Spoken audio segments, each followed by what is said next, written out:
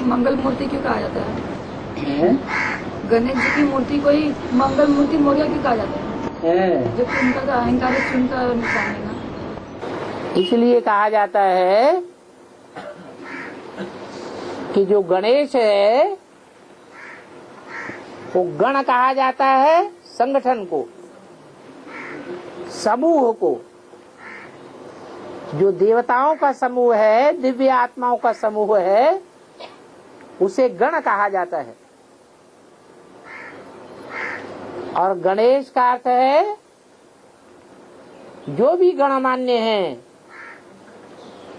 जो भी गण हैं, उन सबका ईशत्व करने वाला, शासन करने वाला मुखिया।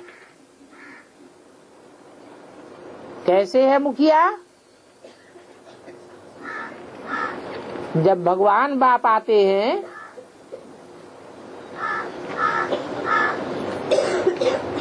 तो भगवान बाप ने आकर के जो मुख्य चोला चुना अपना कार्य करने के लिए, वो कौन सा चोला है? प्रजापिता। परंतु वो राम वाली आत्मा फेल हो जाती है।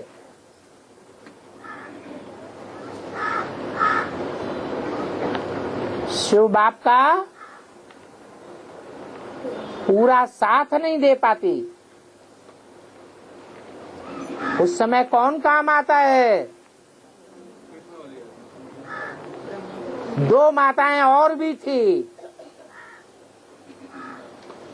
जिनके लिए मुरली में आया है।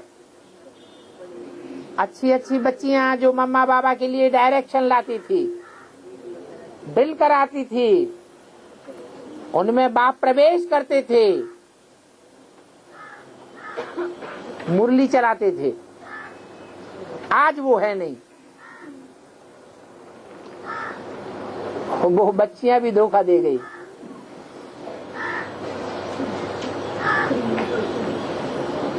तो बाप जो गीता का ज्ञान देने के लिए आए थे वो काम पूरा नहीं हो सका।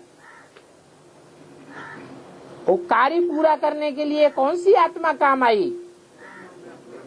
ब्रह्मा की आत्मा काम आई। ब्रह्मा का जो अर्थ होता है, ब्रह्म माने बड़ी और माँ माने माँ। सारी मनुष्य सृष्टि की माता के रूप में जिसने सहन शक्ति से पाठ बजाया, वो एक ही आत्मा मात्र निकली।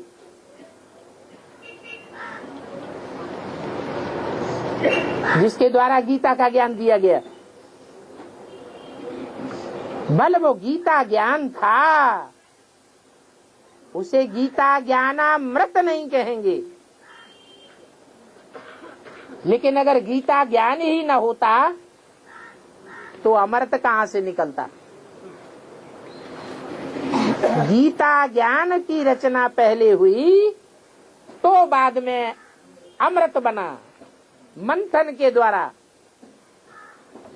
फिर सारी सृष्टि का कल्याण हुआ, देवताओं का कल्याण हुआ अमृत पी करके।